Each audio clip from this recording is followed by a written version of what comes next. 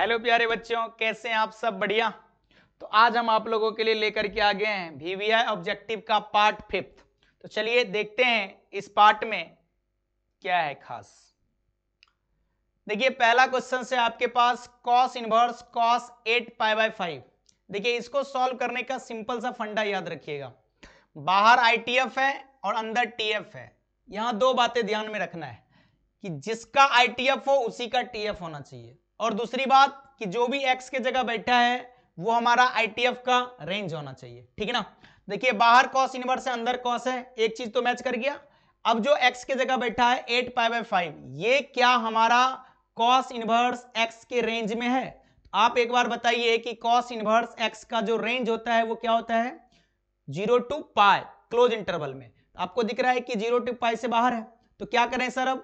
अब आप याद रखिएगा ऑब्जेक्टिव में बहुत सारे क्वेश्चंस पूछे जाते हैं इस तरह के, और बच्चे गलती क्या करते हैं, सीधा ये दोनों सेम देखे और सीधा लिख देते हैं 8π/5। नहीं करना है बाबू रे, सोचना है। क्या सोचना है? कि ये दोनों सेम हो जाने से ही नहीं होगा, जो x के जगह बैठा है वो ITF का रेंज होना चाहिए। अगर रेंज में नहीं है तो रिडक्शन फॉर्मूला लगाओ। क्या लगाओ? Reduction formula. तो आइए रिडक्शन फॉर्मूला लगा करके आपको दिखाते हैं। हमारे पास है cos 8π/5। जब हम लोग इस पर रिडक्शन लगाएंगे हम इसे लिखेंगे क्या? इसे हम लिखेंगे cos π प्लस 3π/5। ऐसा क्यों लिख रहे हैं हम? ऐसा इसलिए लिख रहे हैं कि देखिए दोनों सेम है, मुझे चेंज करने की जरूरत नहीं है, और जब नहीं चेंज करना हो तो हमेशा पाई प्लस माइनस थीटा करते रहिए। ठीक है। अब देखिए पाई पर खड़े हैं, नो चेंज, तो क्या आ जाएगा हमारे पास? cos 3π/5। अब बारी आता है रिडक्शन में प्लस माइनस का। देखिए पाई पर खड़े हैं मतलब यहां खड़े हैं, प्लस थीटा हुआ, ये कौन सा क्वाड्रेंट हो गया? थर्ड क्वाड्रेंट में cos क्या होता है? माइनस, तो यहां पे आ गया माइनस, यानी cos 8π/5 का वैल्यू आया माइनस cos 3π/5। तो अब हम लोग cos 8π/5 के जगह पर इसको रखते हैं यहां पे। तो देखिए क्या लिखेंगे आप लिखेंगे cos इनवर्स माइनस cos 3π/5। सही है। आप जानते हैं कि ITF में अगर x के जगह माइनस x हो तो हमें चेक करना पड़ता है कि ऑड फंक्शन है कि नाइनो है। तो आपको पता है cos इनवर्स कैसा है? नाइनो है। तो नाइनो में x के जगह माइनस x जाएगा तो क्या बाहर आता है बताइए? आप जानते हैं कि पाई माइनस ITF x होता है, तो क्या लिखेंगे? cos inverse cos 3π/5। तो अब आपके पास हो जाएंगे पाई तो पाई है, cos इनवर्स cos 3π/5 के जगह पर आप क्या लिखेंगे? अब सीधा 3π/5। सॉल्व करिए इसको। इसके डिनोमिनेटर में कुछ नहीं है तो एक ले लेते हैं। 1 और 5 का लघुत्तम कितना होगा? 5। आप लिखेंगे 5π माइनस 3π। बताइए 5π में 3π घटा तो कितना बचा? 2π बाई कितना? 5। देखिए तो ऑप्शन में आपको 2π/5 कहीं दिख रहा है? दिख रहा है। सी इज द करेक्ट ऑप्शन, है ना। चलिए नेक्स्ट क्वेश्चन की ओर बढ़ते हैं। अगला है हमारा साइन इनवर्स साइन 2π/3। फिर से देखना है, ये दोनों सेम हो गया। अब बताइए साइन इनवर्स x का जो रेंज होता है वो कितना होता है बाबू रे? कितना होता है बताइए? -π/2 से +π/2 क्लोज इंटरवल में। तो 2π/3 उससे बाहर हो गया, वापस से मुझे रिडक्शन लगाना पड़ेगा। तो आप लिखेंगे कि साइन 2π/3 पर जब हम लोग रिडक्शन अप्लाई करेंगे तो लिखेंगे साइन पाई माइनस π/3। देखिए वापस से हम लोग पाई पे खड़े हैं तो क्या होगा? No change. तो आप लिखेंगे साइन π/3। देखते हैं प्लस माइनस की बारी है। पाई पे खड़े हैं मतलब यहां पे खड़े हैं, माइनस थीटा हुआ क्लॉकवाइज। कौन सा क्वाड्रेंट है? सेकंड क्वाड्रेंट में साइन क्या होता है? प्लस, यानी माइनस का लफड़ा से हम लोग बच गए। अब आप साइन 2π/3 के जगह पर आप क्या लिख सकते हैं? साइन π/3 उठाइए और रख दीजिए यहां पे, तो आपके पास आ जाएंगे साइन इनवर्स साइन π/3, है ना। अब देखिए हमारे पास डायरेक्ट आंसर क्या आ जाएगा? π/3। ऑप्शन में देखिए तो π/3 कहीं पर है क्या? है, बताइए। D is the correct option. ठीक है, अच्छा लग रहा है आप लोग को? चलिए नेक्स्ट क्वेश्चन देखते हैं। नेक्स्ट क्वेश्चन हमारा है कॉट इनवर्स 10π/7। देखिए बहुत आसान है, लेकिन यहां सोचना भी है आपको। बाहर कॉट है, अंदर 10 है, मैच नहीं किया ना। अब मैच नहीं किया तो क्या करेंगे सर? इसके लिए याद रखिएगा कि कॉम्प्लीमेंट्री एंगल का यूज कर करके चेंज करना पड़ता है। आप जानते हैं कि साइन को कॉस में, कॉस को साइन में, टेन को कॉट में और कॉट को टेन में, सेक को कॉसेक और कॉसेक को सेक में बदलने के लिए हम लोग कॉम्प्लीमेंट्री एंगल का यूज करते हैं। ठीक है, तो हमें टेन को बदलना है किसमें? कॉट में। तो क्या करेंगे? कुछ नहीं करेंगे, हम सिंपल लिख सकते हैं कि 10π/7 इक्वल्स टू, ये हो जाएगा हमारे पास cot π/2 माइनस π/7। आप जानते हैं कि cot 90 minus theta equals to होता है tan थीटा। क्लियर है? तो बताइए कि इसे हम लोग जब सॉल्व करेंगे तो आपके पास आ जाएंगे cot 2 और 7 का लघुत्तम हो गया कितना? 14। ये हो गया 7π माइनस 2π, तो कितना आ जाएगा? cot 7π में से 2π घटा तो बताइए कितना? 5π/14। कोई दिक्कत? तो अब आप 10π/7 के जगह पर किसको रख सकते हैं? cot 5π/14 रखिए, तो आपके पास आ जाएंगे cot इनवर्स cot 5π/14। हमारे पास सीधा 5π/14 क्या हो गया? बाहर आ गया। क्यों बाहर आ गया? क्योंकि ये दोनों सेम बिरादरी का हुआ, और कॉट इनवर्स का जो रेंज होता है वो होता है 0 से पाई, और ये जो वैल्यू है हमारा वो 0 और पाई के बीच में पाया जा रहा है। तो ऑप्शन में देखिए तो 5π/14 कहीं पे दिख रहा है क्या? बिल्कुल आपको दिख रहा है, B is the correct option. ठीक है, चलिए नेक्स्ट क्वेश्चन देखते हैं। अगला हमारा है कॉस इनवर्स कॉस 5π/4। फिर देखिए ये भी कॉस, ये भी कॉस, कोई दिक्कत नहीं, लेकिन 5π/4 हमारा 0 से पाई के बीच से क्या है? बाहर है। तो क्या करेंगे बाबू? रिडक्शन। तो आइए cos 5π/4 के जगह पर आप लिखेंगे इसको कि cos पाई प्लस π/4। पाई पे खड़े हैं, नो चेंज, तो आप क्या लिखेंगे? cos π/4। अब बारी आती है कि प्लस होगा कि माइनस। तो देखिए पाई यहां पे है, प्लस है तो क्या करेंगे? एंटी क्लॉक मूव करेंगे। एंटी क्लॉक में कौन आता है? Third quadrant. थर्ड क्वाड्रेंट में कॉस क्या होता है? माइनस, तो यहां पे माइनस लगाइए। अब आप cos 5π/4 के जगह पर किसको रख सकते हैं? Minus cos π/4। आइए रखते हैं। हमारे पास है cos इनवर्स माइनस cos π/4। ठीक है, तो देखिए cos इनवर्स में फिर x के जगह माइनस आया तो क्या हो जाएगा? Pi minus cos inverse cos π/4। तो अब आप क्या लिखेंगे इसको? Pi minus π/4। देखिए इसके डिनोमिनेटर में कुछ नहीं है तो एक है, एक और 4 का लघुत्तम कितना होगा? 4। ये आ गया 4π माइनस पाई। 4π में पाई को घटाएंगे तो कितना आ जाएगा बाबू रे? 3π/4। देखो तो ऑप्शन में 3π/4 कहीं पे दिख रहा है? बिल्कुल दिख रहा है, B is the correct option. कोई दिक्कत? चलिए नेक्स्ट क्वेश्चन की ओर बढ़ते हैं। अगला हमारा है cos इनवर्स cos 7π/6। फिर देखिए ये दोनों सेम बिरादरी का है। अब 7π/6 0 से पाई से क्या हो गया? बाहर आ गया, हमें फिर रिडक्शन लगाना पड़ेगा। तो देखिए cos 7π/6 का जब हम लोग रिडक्शन करेंगे तो हम लिखेंगे cos पाई प्लस π/6। सही है, हम लोग पाई पे खड़े हैं, नो चेंज, तो क्या लिखेंगे? cos π/6। प्लस माइनस की बारी है, पाई पे खड़े हैं, प्लस थीटा हो गया, कौन सा? थर्ड क्वाड्रेंट में। थर्ड क्वाड्रेंट में cos क्या होता है? माइनस। अब हम cos 7π/6 के जगह पर माइनस cos π/6 लिखेंगे। रखिए यहां पे, हमारे पास आ जाएंगे cos इनवर्स माइनस cos π/6। अब cos इनवर्स में x के जगह माइनस x जाएगा तो क्या होगा बाबू रे? पाई माइनस cos इनवर्स cos π/6।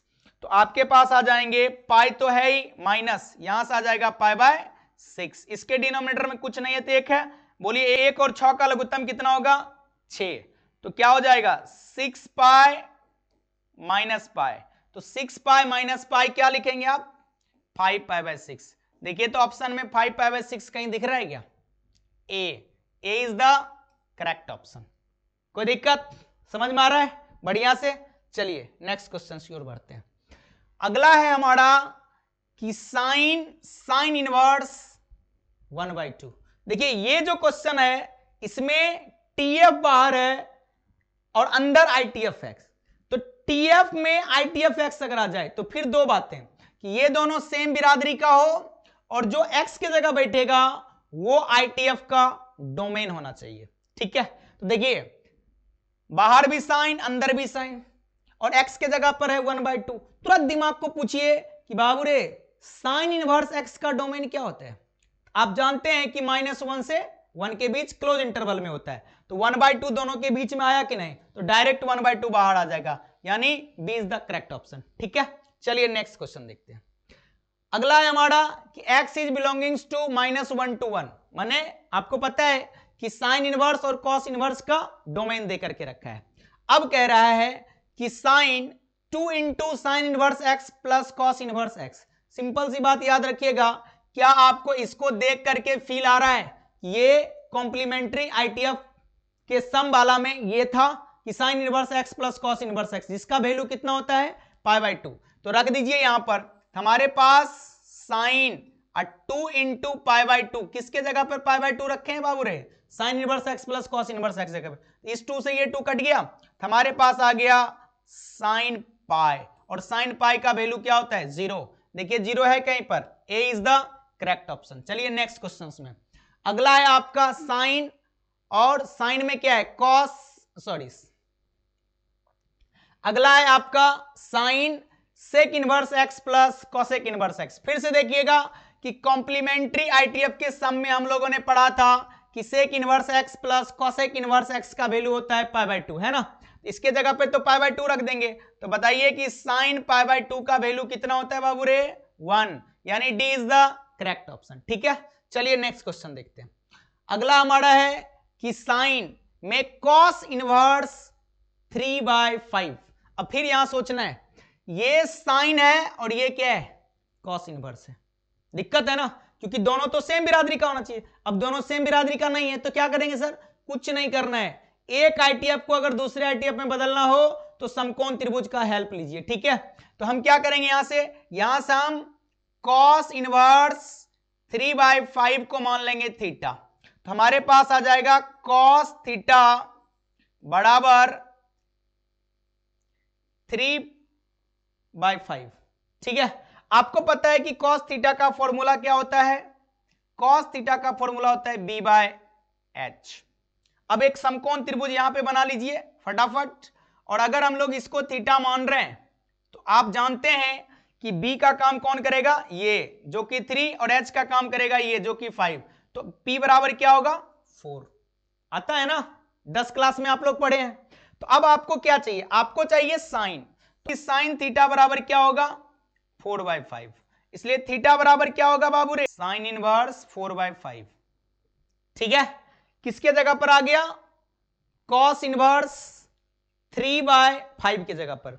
चलिए पुट करते हैं, हमारे पास आ जाएंगे साइन इनवर्स 4/5। अब देखिए ये साइन दोनों बराबर, और 4/5 साइन इनवर्स के डोमेन में आ रहा है, तो हमारे पास 4/5 क्या हो गया बाहर। देखिए तो 4/5 कहीं है ऑप्शन में, बिल्कुल है, B is the correct option. ठीक है, चलिए नेक्स्ट क्वेश्चन देखते हैं। अगला हमारा है कि sine inverse 1/2 plus cos inverse 1/2। Simple है, ये दोनों सेम है। अब एक चीज और आपको बताते हैं, याद रखिएगा कि कॉम्प्लीमेंट्री एंगल के सम में एक चीज और ध्यान रखना है, अगर यहां साइन इनवर्स और यहां कॉस इनवर्स है, एंगल दोनों का जब सेम हो तब वैल्यू होता है π/2। तो क्या हो जाएगा इसका वैल्यू π/2। तो देखिए बाहर कौन है साइन, तो साइन π/2 का वैल्यू कितना होता है 1, यानी B is the correct option. ठीक है, चलिए नेक्स्ट क्वेश्चन की ओर। अगला हमारा है कि tan inverse x plus cot inverse x बराबर क्या। डायरेक्ट फॉर्मूला पूछा गया आपसे जिसका वैल्यू होता है π/2, जाकर के देख लीजिएगा फॉर्मूला वाले में। अगला है हमारा कि साइन के अंदर है कॉट इनवर्स एक्स का मान निम्न में है। तो फिर से देखिएगा यहां साइन है और यहां कॉट है, दोनों सेम नहीं हुआ, यानी इस आईटीएफ को साइन इनवर्स में हमें क्या करना पड़ेगा, बदलना पड़ेगा। तो आप क्या करिए, कॉट इनवर्स एक्स को थीटा मान लीजिए। तो बताइएगा कि कॉट थीटा बराबर क्या हो जाएगा बाबू रे, एक्स, बाय 1 कर देते हैं। कॉट थीटा का फॉर्मूला आप जानते हैं कि होता है बी बाय पी। अब आप एक समकोण त्रिभुज बनाइए, और समकोण त्रिभुज में अगर हम लोग इसको थीटा मान लें तो पी का काम कौन करेगा, 1, जो कि यहां होगा, और बी का काम ये है। तो बताइए एच बराबर आप क्या लिखेंगे, √1 प्लस एक्स स्क्वायर, है ना। हमें क्या चाहिए, हमें चाहिए साइन थीटा। तो बताइए कि साइन थीटा बराबर क्या हो जाता है, पी बाय एच। तो 1/√1 प्लस एक्स स्क्वायर, ठीक है। अब आप क्या करेंगे, कॉट इनवर्स एक्स के जगह पर आप लिखेंगे किसको, साइन इनवर्स, क्योंकि जिस दिन हम लोग थीटा को इधर रख लें और साइन को इधर भेज देंगे तो आप लिखेंगे ना, ये हो गया साइन इनवर्स 1/√1 प्लस कितना, एक्स स्क्वायर। तो हमारे पास कॉट इनवर्स एक्स के जगह पर अब लिखेंगे sine inverse 1/√1 plus x square. आइए रखते हैं, तो हमारे पास बाहर है साइन और अंदर हो जाएगा sine inverse 1/√1 plus x square. तो हमारे पास क्या आ जाएगा बाहर, 1/√1 प्लस एक्स स्क्वायर। क्या आप इसको ऊपर जिस दिन ले जाएंगे तो लिखेंगे कि √1 minus 1 plus x square equals to -1, और रूट का मतलब होता है पावर हाफ।